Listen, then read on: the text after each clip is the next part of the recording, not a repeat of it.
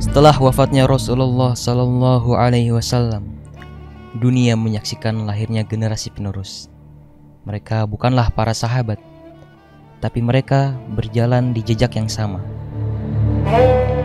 Mereka lah para tabi'in, mereka yang bertemu dengan para sahabat, belajar dari mereka, dan meneruskan warisan Islam ke seluruh penjuru dunia. Di medan pertempuran, mereka menggentarkan musuh-musuh Allah. Di majelis-majelis ilmu, mereka menerangi dunia layaknya matahari menyinari bumi. Di antara mereka ada Muhammad bin Qasim, sang panglima muda yang membawa Islam ke India. Al-Hasan Al-Basri, yang lantang menentang kezaliman dan menyebarkan hikmah. Sa'id bin Al-Musayyib, menjaga ilmu dan kehormatan yang tak tergoda oleh kekuasaan. Mereka tak silau dengan dunia, karena bagi mereka dunia hanyalah sebuah batu pijakan untuk menuntaskan misi risalah. Bagaimanakah kehidupan mereka? Bagaimanakah perjuangan mereka? Dan apa yang bisa kita warisi dari mereka? Sebuah perjalanan menuju jejak emas para tabi'in, generasi penerus yang tak terlupakan.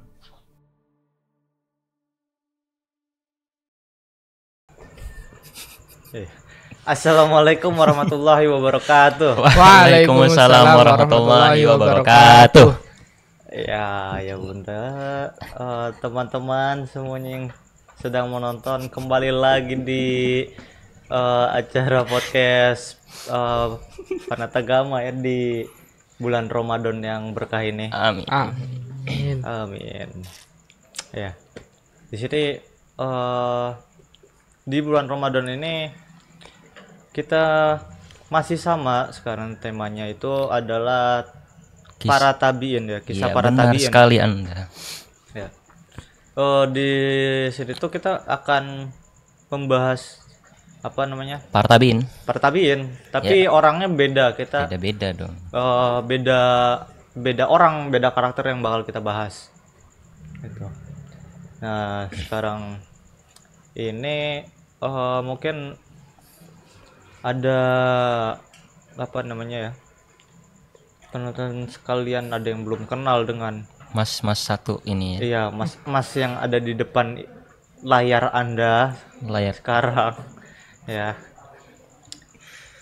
Yes.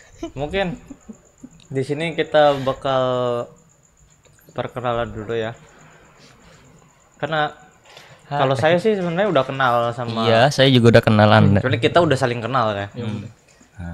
Tadi di belakang udah sempat kenalan kita. Nah, kalau Mas ini ceritanya kita belum tahu ceritanya. Iya. Kita pura-pura aja, kita belum tahu ya dia. Nah, kita pura-pura nggak tahu dulu ya, guys. Gak usah sedih dong, gak usah sedih. Enggak, biasa aja. Dari saya dulu. Mungkin sebenarnya mohon izin. Ya, Nama diizinkan. saya Muhammad Firzatullah Setiaputra. Biasanya dipanggil Firza. Kak Firza. Kamu nggak tahu? Saya dari Oh iya. Bogor, Jawa Barat. Iya, benar sekali. Sekarang saya ini kelas 11. Wih, sama. Bisa dibilang sih kelas 2 SMA. Mungkin yang di depan saya nih satu-satu coba Yang perkenalannya. siapa dulu nih? Coba dulu. Yang ini dulu dong, yang Iya. Anda belakangan ya. Oke. iya. Perkenalkan, nama saya Zaki Haris Al. Islam. Lahir di Balik, Pak. Papan. Dipanggil, oh iya lupa panggilnya. Oh iya. Biasa dipanggil. Panggil Haris. Sebenarnya lebih suka Zaki sih, tapi Ya, tergantung tempat aja sih. tergantung tempat aja sih. Biasanya kadang Zaki, Kadang Haris. bisa Haris. Tapi Zaki sih. Iya. Cuma Haris di sini. Nah, Iya. itu. Nah. Di Panatagama biasanya Haris. Kelas bro. Oh iya deh, lupa. Biasa. Kelas 11 kan sama kita kelasnya. Iya. Kan kalau aku kan udah tahu ya, kita semua udah tahu. Kita udah kelas saling berapa. tahu nih. Mungkin penonton sekalian kan ada yang belum tahu kita kelas berapa. Mungkin ngiranya kita semua kelas 12 gitu. Padahal mah bukan ya. Padahal mah kita masih kelas 11 ya. Masih Kelas 11. Iya, masih kelas 11. Masih setahun lagi kita buat kelas 12. Iya. Masih nunggu 2026. Oh iya dong. Heeh. Sekarang 2025 kan? Heeh. Iya. Mungkin Tahun ini. ya sekarang tahun Ini ntar kelas 12, Bro. oh iya sih ya. Ntar ya tengah-tengah bulan ya. Tengah-tengah bulan. Tengah-tengah tahun. Nah, gitu. Iya. Gitu. Ayo dong, Mas. Langsung. Iya, sekarang dong. Ya, permisi. Mohon izin. Permisi dulu. Nama saya Hanif Saifullah Al-Kamil. Kalau di sini dipanggilnya Ipul, Mas. Biasanya kalau di rumah Kalau di rumah dipanggilnya Kamil. Kamil. Kenapa Iya. enggak? Apa? Namanya Saifullah. Pedang Allah, dipanggilnya Ipul. Namanya kan Saifullah. Kalau diartiin apa? Pedang Allah. Pedang Allah.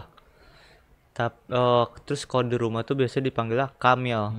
Iya. Di sini kok bisa Ipul? Gak tahu itu siapa yang manggil duluan. Wah, Jadi ikut-ikutan semua. Ikut-ikutan aja. Masnya asalnya dari mana, Mas? Asal saya dari Tulungagung, Jawa Timur, Mas. Dari Tulungagung ya. Sama kayak Teman saya ada tuh dari Tulungagung juga. Ah, iya, Siapa tahu kenal. Iya, kenal. apa jangan-jangan adiknya, Mas? Bukan, Mas, bukan. Ada tuh teman saya sekamar. Teman sekamar. Kamarmu ya? Iya. Iya. Ya, kita juga sekamar juga ya. Sekarang masih kelas berapa? Masih Saya kelas 10, Mas. Oh, adik kelas. Ada kelas kita ini. Iya, Mas senior saya ini. Kalau ngomong kecil sendiri ya. Nggak usah malu-malu, Mas. Anggap aja ini pondok bersama. Iya. Iya. Karena nggak ada bukan punya kita juga kan. Iya, benar. Bukan punya saya. Ya Allah. Iya. Mungkin kita langsung aja ya. Kita ini bakal bahas siapa sih sekarang nih? Kita bakal bahas seorang penakluk. Penakluk India. Iya. Kalau kita sekarang kenal kan negeri perindavan. Nah, ini adalah India. Penakluk India. Oh iya. Ngomong-ngomong perindavan ya, ngomong-ngomong India. Banyak di situ kuliner enak, Mas. Oh, Biasanya tuh sedap. sering muncul tuh Warna-warni karena ada di gitu. nambah nafsu di makan. Reels atau di FYP gitu kan. kan. Biasanya wah beraneka Penuh ragam atraksi itu. Iya. buatnya. Ada yang minuman susu itu sampai ada ya banyak makanan lah di situ, Mas. Beraneka ragam, Sampai buah ke buatnya. selama itu bisa masuk ke perut bisa jadi makanan. Tapi gitu-gitu India tuh Dulunya. melahirkan ulama besar juga. Salah satu contohnya kayak Syekh Syafiur Rahman Al-Mubarak Furi itu kan yang mengarang kitab apa namanya Ar-Rahiq Al-Maktum itu yang kalau di channel kita dibahas Setiap untuk Jumat. sirah. Iya deh. Ayo tiap hari apa ayo? Rabu. Rabu. Iya. Kalau dulu Jumat Jumat kan. Sekarang udah di depan ya. Itu dari India itu. Rabu. Oh, ada lagi satu lagi. Oh iya yang Ini yang Still Halal Brother. Masya Allah. Ustaz Zakir Naik. Iya, Dr. Zakir Naik ya. Itu juga dari India kan? yang orang kalau dengar ceramahnya masuk Islam itu. Iya. Biasanya tuh kalau udah ngisi tuh biasanya ada yang masuk Islam. Iya. Masya Allah sekali. Nah, Nah, berarti itu udah ilmunya udah pinter banget.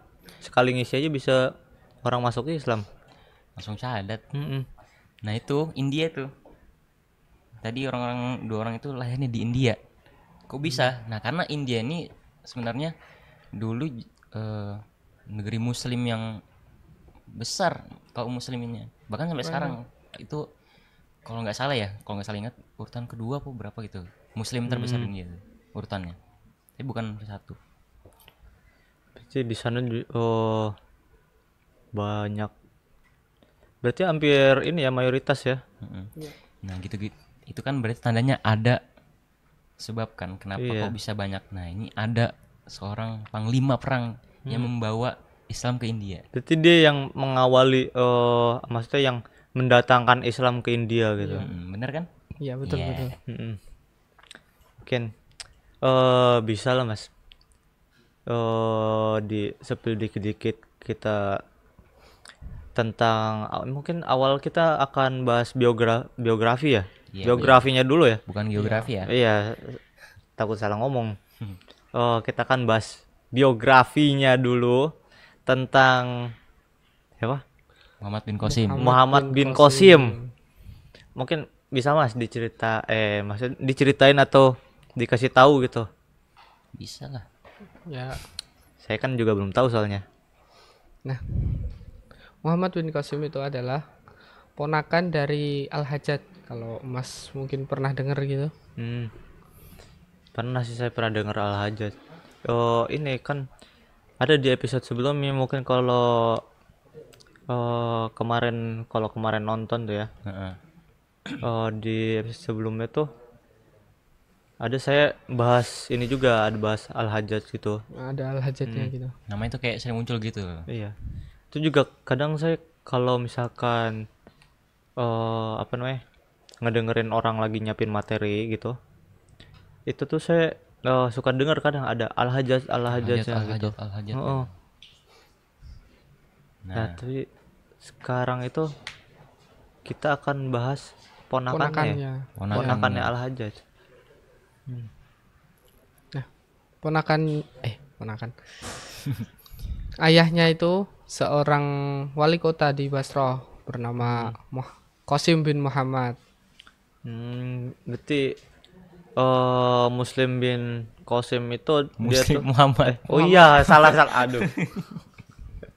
Saya mah keingetan ini ya, teman saya Muslim. Ini Muhammad bin Qasim tuh ini ya, dia tuh dari apa namanya, keluarga terpandang. Kalau terpandang keluarga bangsawan gitu loh.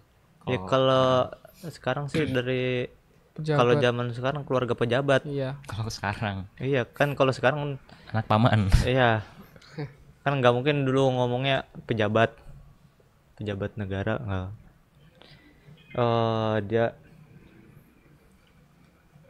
Dia tuh asal mana sih? Asalnya dari Basrah, Irak, Mas. Oh, dari Irak ya? Iya. Irak. Saya kira dari Mekah atau enggak Madinah gitu. Enggak. Salah. Tabiin Soalnya juga kan banyak biasanya- dari yang lainnya. Biasanya kan ini Mekah Madinah gitu. Enggak semua. Ternyata ini ya, banyak juga yang dari luar Mekah Madinah, bahkan jauh-jauh ya sampai. Sahabat aja kan ada tuh yang dari Persia. Salman. Iya, Salman Al-Farisi. Kan? Ya, dia dari Persia itu jauh itu. Banyak juga kan, ada yang sampai ke Afrika, bahkan sampai ke mana-mana, sampai belahan dunia, sudut-sudut dunia juga ada. Ada lah. Islam. Mungkin nanti bakal ada juga dari Pondok Panatagama juga. Jadi ulama. Amin. Gitu. Iya. Bisa dilanjutin biografinya, Mas. Al-Hajjaj itu adalah gubernur Irak dan ayahnya wali kota. Ya. Beliau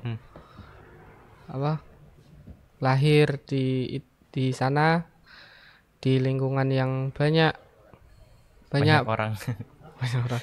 Oh, iya, Banyak- mungkin kan dari Banyak komandan perang, pemimpin-pemimpin lahir di lingkungan itu, Mas. berarti dia emang dari kecilnya tuh di lingkungan yang baik gitu. Pantesan sih. Jadi nggak heran juga kenapa dia bisa ini naklukin India. India, karena dia juga terlahir dari Lingkungan yang baik, lingkungan yang bagus gitu. banyak itu pemimpin tadi. Banyak Komandan perang juga. kan, mereka jadi gurunya Muhammad bin Qasim juga kan. Muhammad bin Qasim belajar dari mereka. Dari mereka semua itu. Mungkin kita bisa lanjut ya. Muhammad bin Qasim tuh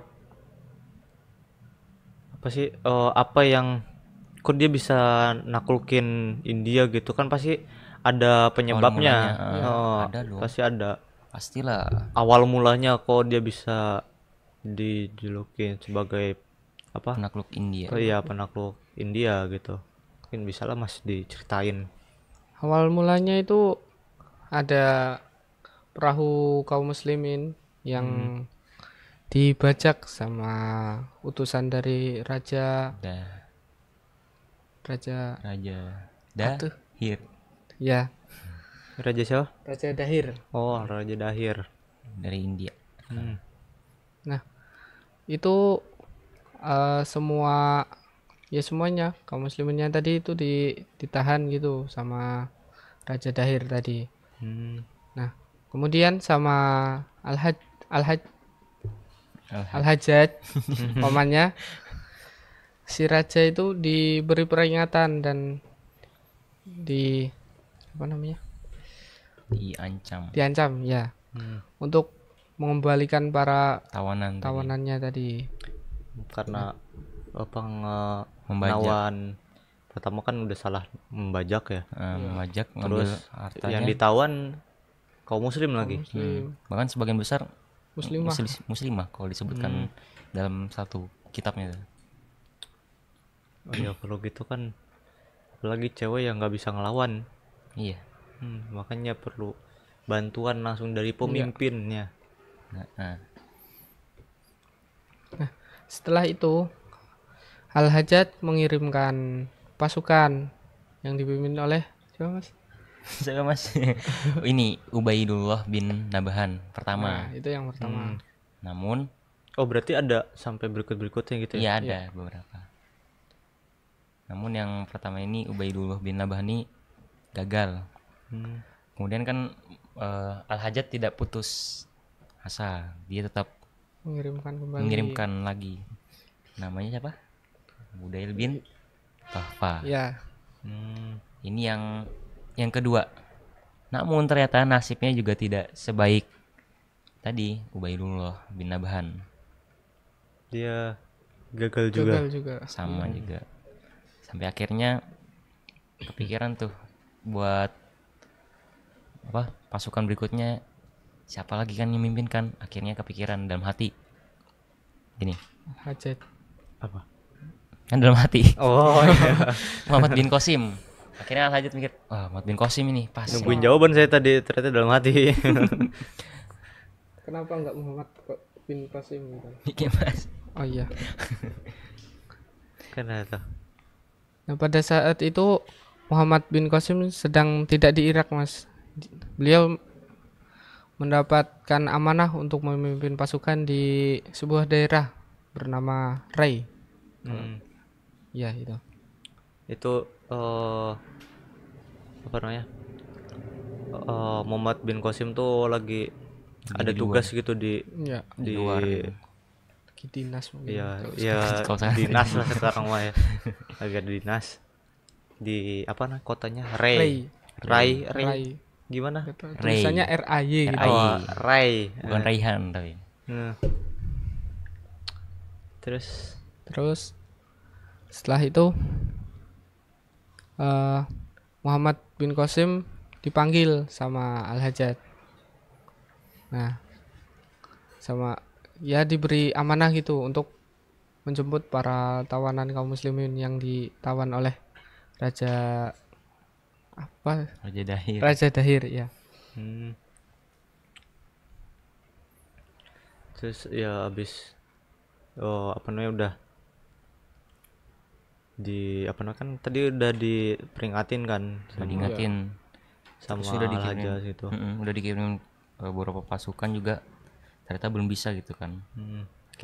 Akhirnya Muhammad bin Qasim turun tangan langsung. Itu turun tangan sendiri atas kemauannya sendiri atau ditunjuk gitu? Tadi kan udah disebutin. Oh iya sih. Ya, disuruh. Kurang fokus saya. Wajar lah lagi puasa kan sekarang. Apalagi kan sekarang juga udah sore. Lain kali minumnya banyak Mas. Iya. Tapi pas sahur, jangan pas siang. Jangan okel. Jangan kumurnya banyak, keluar dikit. Nah, pas zuhur rawan. Kemudian selanjutnya apa kawan ceritanya? Selanjutnya Muhammad bin Qasim itu ditemani lah sama pasukannya berjumlah 6.000 6.000 pasukan yang dikirim sama Al-Hajjaj gitu. Itu jalan gitu dari Irak ke India gitu ya. Iya. Itu kan Irak ke India tuh kan jauh ya. Jauh. Tuh, lihat. Oh, ini ada Sana. Putar lagi terus. Nah, Itu ini kan India nih ya. Iya, Irak tuh itu. sini berarti. Iya. Iya, walaupun di sini kelihatannya kecil juga tetap sebenarnya mah jauh itu mah. Berapa negara itu? bisa dibilang Ada Pakistan tuh. hampir Berapa meter? Pulau Jawa ini. Ngitungnya Iya, gitu ya? hampir Pulau Jawa. Ngitungnya pakai ini aja. Iya. Pakai jari. Pakai jari. Atau enggak kayaknya Sumatera ini, Sumatera. Kalau di ujung-ujungnya.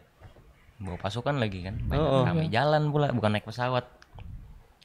Zaman dulu kan belum ada pesawat ya, apalagi Ada, Mas. motor juga belum ada atau mobil. Mana? Apalagi belum ada tank dulu. belum ada truk. Masih mending lah kalau ada truk kan. Kemudian lanjut Oh, ngomong nih. aku.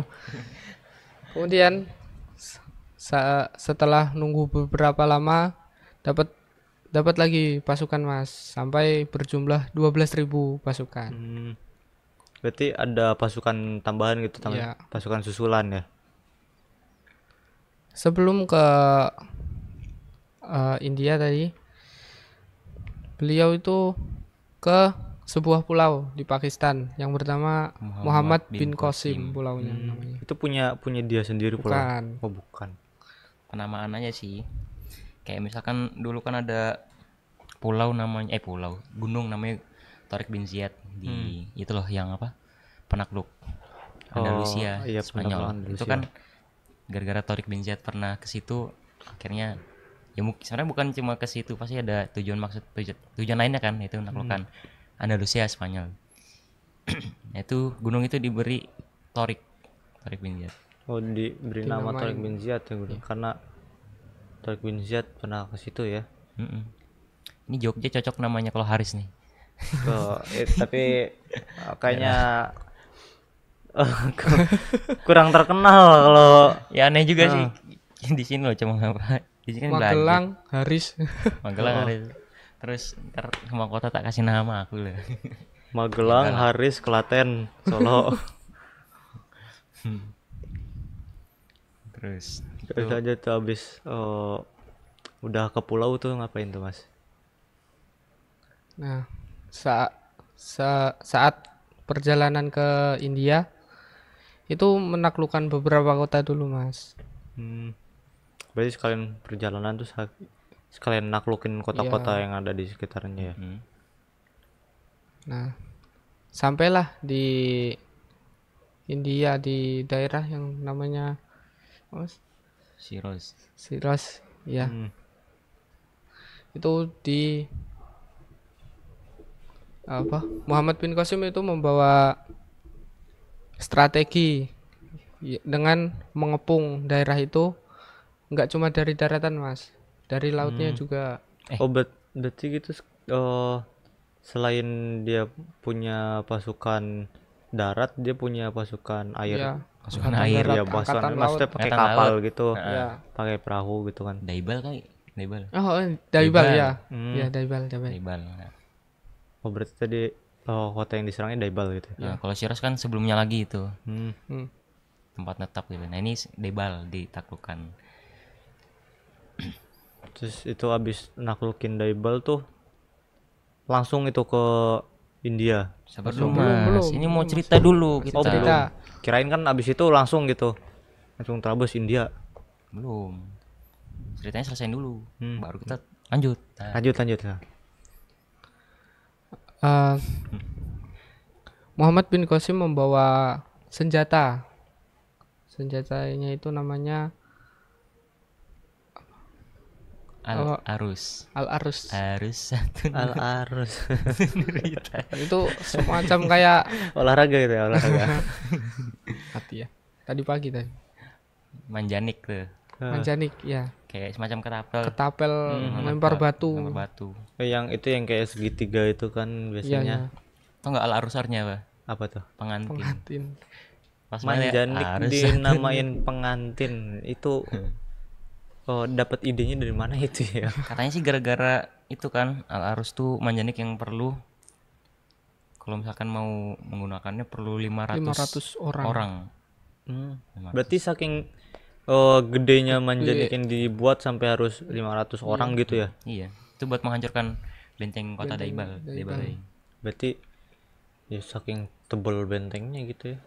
Iya. Baunya manjanik. Itu idenya Muhammad bin Qasim itu. Akhirnya kan batunya tadi batu lagi. Akhirnya kan manjanik itu digunakan untuk awal-awal itu untuk menghancurkan benteng tadi. Cuma kan nggak langsung hancur. Bentengnya udah pelan hancur. Nggak hancur semua sih. Masih ada lah. Nah itu mulai tuh bolong-bolong gitu ya? Iya. Dimulai peperangan. Pas lagi perang itu kan perangnya berkecamuk sampai akhirnya peperangan dimenangkan kaum muslimin selama 3 hari itu.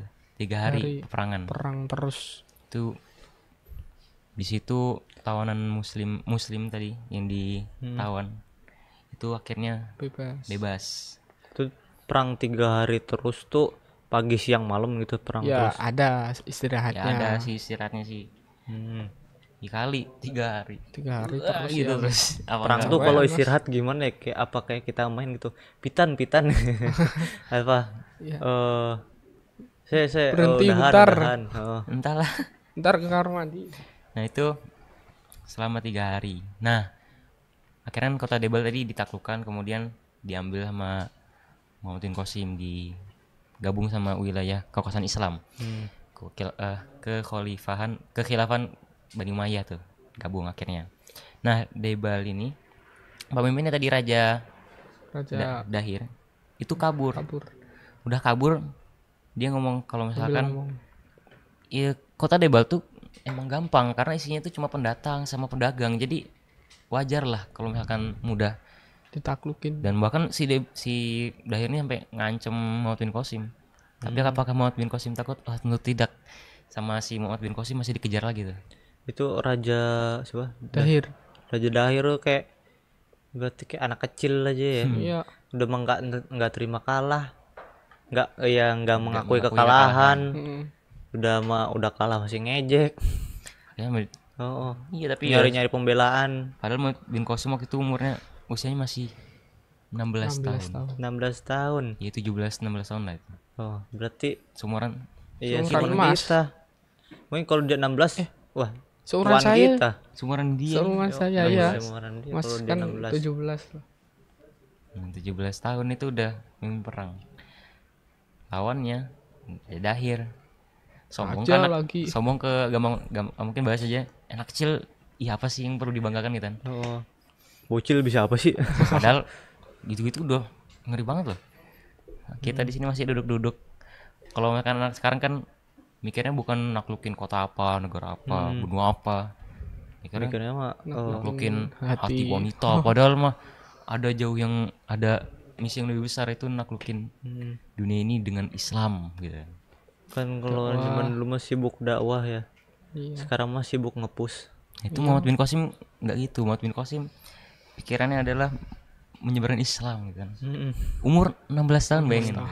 16 tahun udah nyebar Islam kemana-mana. Bahkan tadi sampai ke India, sampai nakluk ke India. Nah terus kan tadi kan akhirnya kan karena si Raja Dahirnya belum didapat pelajaran dari kaum muslimin, akhirnya sama si Muhammad bin Qasim diteruskan lagi perjalanan dikejar. Nah target berikutnya adalah kota Nairun, atau dibilang Nirok Nut, ada bilang Niron Kut, ada bilang Niron. Ya pokoknya ya kita ambil aja Nairon aja. Ini kota ini adalah salah satu kota dari beberapa kota yang ditaklukkan dengan cara damai. Jadi pemimpinnya itu pemimpin Buddha gitu. Yang beragama Buddha maksudnya. Pemimpin kota itu ya. Apa Niro? Itu. Wah, banyak banget namanya. Nah, itu sebelumnya sudah pernah membuat semacam perjanjian damai. Jadi pas datang ke kota itu sama pemimpin sana dibukakan gerbangnya, kemudian disambut. Jadi enak lah, udah nerima gitu Iya. kan. Soalnya udah ini juga kan udah damai. Udah damai. Udah ada perjanjian damai. Sampai akhirnya tidak ada setetes darah pun yang tertumpah di situ. Akhirnya kan Nironkut dan Niron atau Nairon itu akhirnya ditaklukkan dengan damai. Lalu ada beberapa kota yang ditaklukkan dengan damai. Salah satunya tadi Nairon ini. Karena emang beberapa kota itu tahu kalau misalkan tempat itu tahu kalau misalkan Islam itu agama yang cinta dengan damai. Kalau menurut mereka gitu damai. Makanya mereka pengen Islam, taklukkan aku dong gitu. Berarti kayak kalau misalkan kalau kata kita mah apa namanya, kuasain aku dong gitu ya. Nah itu pemimpin kayak itu yang pemimpin lagi pasukan itu yang bawa Muhammad bin Qasim yang berusia kita ini rasanya pokoknya paling bikin nggak expect tuh gara-gara usia 16 tahun tuh loh tadi itu udah bisa gitu kan. 16 tahun jadi panglima perang, mimpin 12.000 orang. Lawannya banyak lagi. Terus kan lanjut sampai akhirnya tibalah di Sadustan. Nah di Sadustan ini beliau dengan para pasukannya mungkin ini adalah ancang-ancang menuju tempat dekat si Raja Dahir ini bersembunyi. Oh berarti dia bukan di Dadustan tadi ya? Bukan. Nah itu dia sembunyi di tadi dekat situ. Nama tempatnya itu Kusoh. Kusoh ini berada di bawah kepemimpinan seorang raja yang dia ini mendukung kepemimpinannya si Raja Dahir atau gampangnya sahabatan. Jadi temen, ibarat kata kalau misalkan teman lagi butuh pertolongan, nah ini teman ini bantu. Namanya Raja Ramil. Nah ini yang nolong. Nah Muhammad bin Qasim ini itu udah ngirim surat ke si Raja Dahir untuk ya keluar dong kalau misalkan ada tamu gitu. Muhammad bin Qasim datang gitu. Tapi sama si Raja Dahir apa katanya? Dia nggak nanggepin sama suratnya tadi. Dikacangin gitu ya. Dikacangin. Akhirnya ditunggu lama kan. Muhammad bin Qasim akhirnya pas sungai tadi agak surut, akhirnya Muhammad bin Qasim ini mengirimkan surat lagi. Kayak mungkin surat terakhir ancaman, aku nungguin loh gitu. Ancaman kecil-kecilan gitu. Sampai akhirnya biar aku nakutin. Gertak dikit. Gertak gitu. Pas malam-malam akhirnya sama Muhammad bin Qasim tuh entah ide dari mana sempat buat bangun jembatan. Buat strategi perang juga paling ya. Untuk nyampe ke seberang. Pas paginya itu kaget si Raja Dahir. Lah, kok udah sampai dekat sini. Padahal semalam doang itu buat jembatannya. Iya. Itu buat jembatan tuh. Akhirnya perang tuh di situ. Kan akhirnya gara-gara itu Raja Dahir akhirnya menghimpun pasukannya untuk berperang kan gara-gara musuhnya udah datang kata dia. Sudah datang ya udah. Dia mulai menyusun strategi dan akhirnya perang dimulai. Nah, ini perangnya itu kalau kita lihat jumlah enggak seimbang. Beda jauh. Berapa tuh?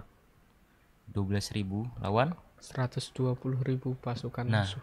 120.000 tadi. 12.000 lawan 120.000.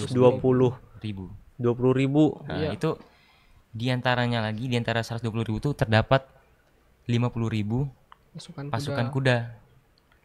Kuda. Tahu kuda kan lawan pasukan kuda lebih susah. Iya kan cepet. Kuda kan cepet dia lari tinggal tebas sambil ini kuda kan tebas orang gitu. Ada gajah lagi. Ada gajah juga kan itu. India kan juga terkenal dengan ada. Kalau kita ingat-ingat India kan India tuh kayak ada gajah-gajahnya kan. Iya sih. Nah, itu juga bawa gajah si Raja Dahir malah dia yang naik gajah. Jadi dia naik gajah perang kan. Macam-macam tuh ada pasukan Abul Qasim dari mana gitu kan. Lawan pasukannya Raja Dahir. Sampai akhirnya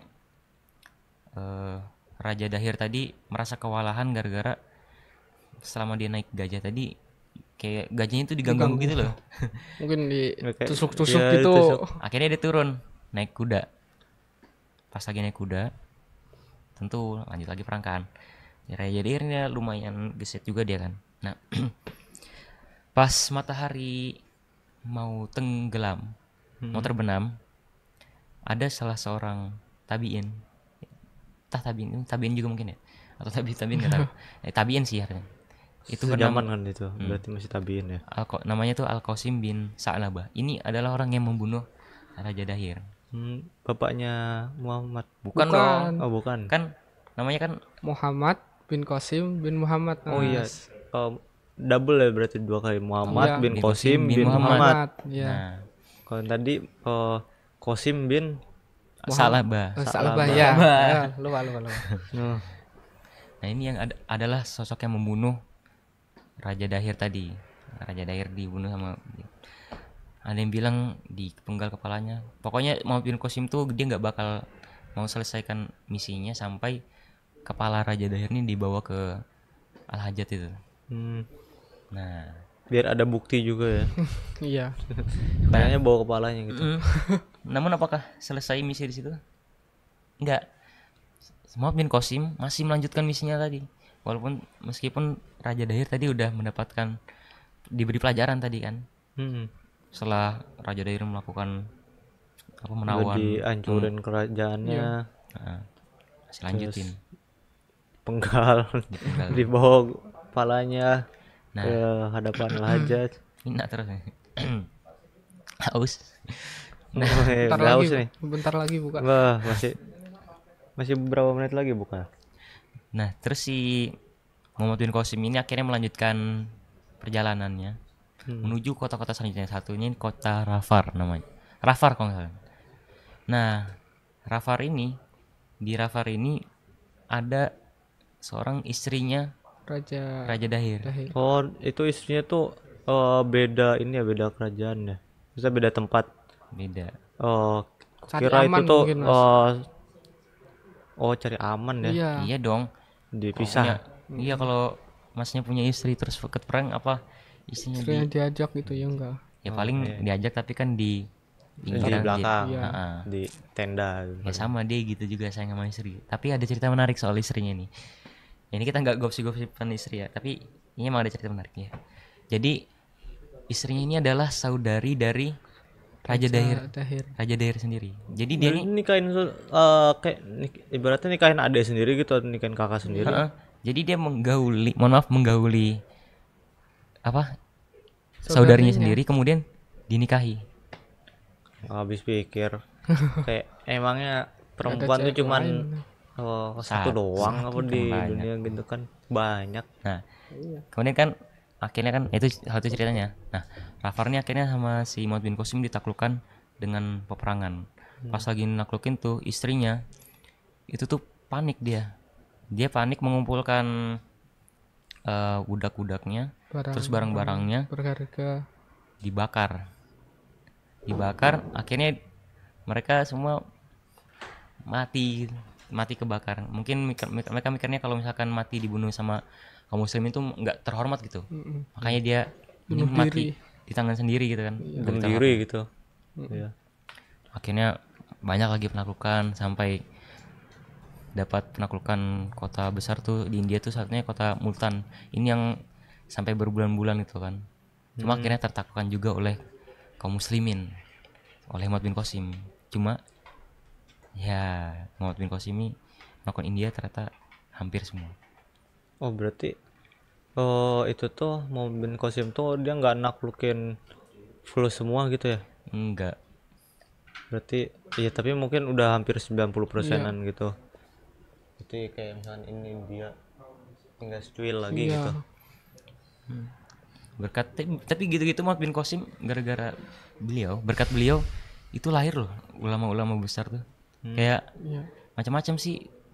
Dan kalau kita lihat sekarang juga orang-orang dia tuh yang dikenal ya kaum muslimnya juga. Kayak salah satu masjid yang terbesar kan salah satu masjid terkenal kan Taj Mahal tuh kan. Itu kan pas masa-masa ini Islam di sana.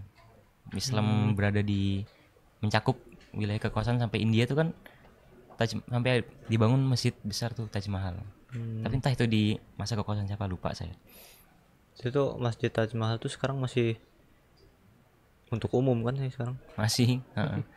Itu bangunan yang awet tuh. Itu peninggalan muslim sana kan banyak tuh. Dan itu semua kaum muslimin bisa sampai sana berkat Muhammad bin Qasim.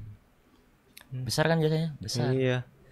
Kan dia juga, kalau nggak ada dia mau siapa lagi yang bawa Islam ke dari luar India masuk ke dalam India kan?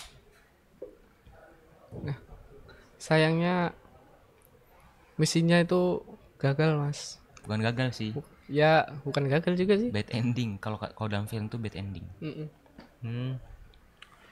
Berarti ada sesuatu yang buruk terjadi gitu. Ada. Ya, ada. Kan Khalifah Abdul Malik ya? Iya. Walid bin Abdul Malik ya. Beliau meninggal. Terus digantikan oleh adiknya Sulaiman bin Abdul Malik. Nah, karena Sulaiman bin Abdul Malik itu memiliki rekam jejak, istilahnya gitulah, sama Al-Hajjaj, kayak rekam jejaknya buruk gitulah atau apa. Kayak dendam pribadi lah. Karena kan masa itu kan emang lagi banyak Perang saudara. Terus perebutan kekuasaan tuh loh. Al-Hajjaj tuh ibarat kata ikut dalam ring itu. Pengen dapat kekuasaannya. Iya. Atau enggak mau lepas dari kekuasaannya gitu. Nah, Al-Hajjaj sendiri di tahun-tahun itu sebenarnya pas lagi ini sih, pas sebelum perpindahan ke khalifah tuh, pergantian khalifah itu Al-Hajjaj wafat di situ. Di tahun 95 Hijriah kalau nggak salah. Kan kalau misinya itu dimulai sejak misi itu loh, penaklukan India itu sejak 92 Hijriah, terus wafatnya Al-Hajjaj pas 95 Hijriah kalau tidak salah. Berarti pas itu juga selain Muhammad bin Qasim dan pasukannya senang karena udah bisa menaklukkan banyak, itu juga ada kesedihan juga di balik itu ya. Iya. Karena meninggalnya khalifah, terus juga Pamannya meninggal. Al-Hajjaj itu. Iya, Al-Hajjaj meninggal gitu. Nah, karena si Sulaiman tadi nggak suka sama Al-Hajjaj, akhirnya Muhammad bin Qasim itu dipecat dari kepemimpinannya Sebagai panglima pemimpin perang. ya. Dan dia abis dipecat itu dia ngapain tuh? Apa ada kegiatan yang dia lakuin gitu? Sama khalifahnya itu dipanggil ke Irak, Mas. Oh, di bisa tarik mundur gitu ya? Iya. Iya, pasukannya tarik mundur. Bukan untuk mindahin penaklukan yang lain, tapi ya tarik mundur. Disuruh berhenti gitu. Iya.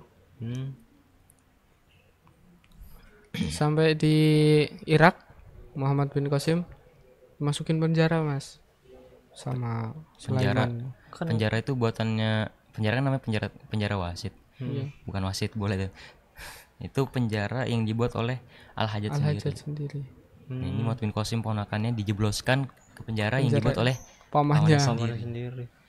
Tapi emang apa salahnya Muhammad bin Qasim juga ya? Kan dia nggak bersalah apa-apa. Iya, nggak ada. Ya cuma karena ada hubungan sama Al-Hajjaj doang karena gitu. ada hubungan darah, akhirnya ya kena juga. Ya kan sampai segitunya ya.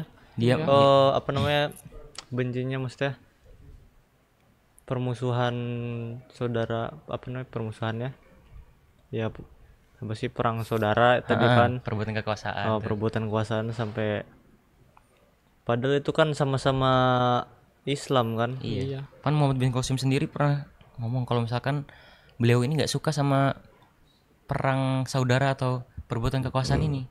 Itu Muhammad bin Qasim ngomong sendiri kayak gitu. Tapi Muhammad bin Qasim kena juga gara-gara ya beliau ada hubungan darah dengan Al-Hajjaj tadi. Jadi dibunuh, akhirnya disiksa dulu malah kan. Siksa. Oh, berarti itu dia habis tangkap kan, awalnya dipecat, terus ditangkap, penjarain, disiksa sampai meninggal gitu. Iya. Oh ya ampun ya. Endingnya Ya bikin merinding ini. oh, padahal awalnya tuh kan dia lagi menaklukkan India gitu. ya udah Lagi berjasa gitu kan sama Iya. Islam, naklukin apa dari kota-kota yang susah gitu sampai Akhirnya dapat akhirnya sebagian besar wilayah India gitu kan. mungkin bisa dibilang ya hampir 90% itu Di ujung-ujung perjalanan dipecat, ditangkap, dijeblosin ke penjara, disiksa, dibunuh. kayak ibaratnya jadi kambing hitam gitu ya. Jadi korban tuduhan. Kayak mungkin ya. Parah banget sih. hmm, Itu kan katanya gara-gara alasannya itu kan yang ngebunuh tuh namanya Solih bin Abdurrahman, Abdurrahman. Gara-gara Al-Hajjaj ini membunuh saudaranya namanya Adam. Adam bin Abdurrahman, Adam bin dibunuh sama Abdurrahman. Al-Hajjaj. Dibunuh. padahal yang ngebunuh siapa, yang Al-Hajjaj. Iya, yang disiksa siapa gitu. iya, Tapi ya sudahlah. iya, Udah wafat. Tapi sedangkan kita bisa mendapatkan hikmahnya. hikmahnya, dan namanya perjuangan tidak berjalan mulus, dan kita bisa di sini kita melihat apa namanya peninggalan seorang panglima perang yang berefek besar kepada dunia Islam saat ini, itu Muhammad bin Al-Qasim, yang telah membukakan Islam ke India sehingga India bisa menjadi salah satu negeri dengan popularitas muslim yang lumayan yang banyak juga, sampai akhirnya melahirkan banyak ulama, dan itu berkat Muhammad bin Qasim. Iya. Pemuda tadi itu kan India cuma ditaklukkan dalam waktu 3 tahun, berarti kan dari 16, 17, 18, 19. Heeh. Di umur 19 udah bisa hampir naklukin India. Belum lagi sama perang-perang yang sebelum itu. Iya. Iya, Berarti kalau misalnya digabungin ya semuanya ya, Dapat kan? jadiin satu, dapatlah India gitu. Iya, atau kan lebih malah. Jadi itu ya kehebatannya Muhammad bin Qasim. Muhammad bin Qasim juga, ya kisah hidupnya itu tadi kan, dia dari orang yang awal tuh dari keluarga yang terpandang, Sampai Iya. akhirnya sampai akhirnya dia hina kan. ya dihinakan karena Dia adalah apa ya? seorang dari keponakan keponakan dari Al-Hajjaj. Al-Hajjaj. Padahal kesel. karena ini apa, mungkin bisa dibilang pemimpin yang mengikuti hawa nafsu mungkin bisa. Iya kan, gitu ya. Jadi ya itu kayak bahayanya kalau misalkan jadi pemimpin, jangan sampai ngikutin hawa nafsu gitu. Bahaya banget. Ini efeknya. Tapi ya lagi-lagi kan kalau kita melihat Islam ya kita lihat Islam, jangan lihat Muslimnya, karena Islam itu senantiasa baik, sementara Muslim atau pemeluk agama Islam bermacam-macam. Namanya manusia bisa salah bisa baik, karena Islam tidak. Makanya kalau misalkan dalam menggunakan aturan, gunakan aturan Islam, bukan gunakan aturan Muslim. Karena Islam tidak pernah salah, sementara Muslim maksudnya pemeluknya manusia itu bisa salah bisa benar. Ya kayak bisa dibilang Islam tuh agamanya kan, Iya, terus Muslim tuh orang yang beragama ke Islam, nah gitu. Nah, kalau kita mengambil aturan dari seorang manusia, insya Allah bakal kacau. Kecuali seseorang ini mengambil aturan berdasarkan Hukum Islam, hukum syara gitu. berdasarkan 4 tuh, apa namanya, Al-Quran, hadis, sunnah, Ijma, terus ijma sahabat sama kias itu kan. Nah itu kalau ikutin itu ya insya Allah aman. Mungkin tadi kita kan udah bahas lumayan panjang lebar tentang Muhammad bin Qasim. Muhammad bin Qasim, itu dari awal sampai akhirnya yang ternyata di luar dugaan, iya, ternyata dia memiliki akhir yang seperti itu ya. Ya semoga aja amalnya apa namanya diterima oleh Jelas, Allah. diterima. amin. Amin. Ya. Juga ya kita juga kan nggak cuman harus orang-orang hebat doang yang harus menyebarkan kebaikan gitu. Terus harus berdakwah, nggak cuman harus orang Nggak hebat. harus orang Kita juga harus selalu menyebarkan kebaikan. Iya. Apalagi juga sekarang kan bulan Ramadan. Biasanya bulan Ramadan tuh bukan biasanya. Emang bulan Ramadan tuh kan kebaikan tuh dilipat gandakan ya. Iya. iya. Iya, mumpung kita masih ada di bulan Ramadan ya. Kita perbanyak amal baik gitu juga. Nggak cuma di bulan Ramadan sih. Di bulan-bulan lainnya juga kayak setelah Ramadan, Iya. terus ya setelah Ramadannya, berikutnya so, terusnya. itu kita harus sebarin kebaikan terus kan, karena ajal nggak ada yang tahu kan. Iya. Bisa aja tiba-tiba kita panggil pemerintah kan. Kalau dipanggil pemerintah lo. Iya, dipanggil berarti ininya dipanggil presiden gitu.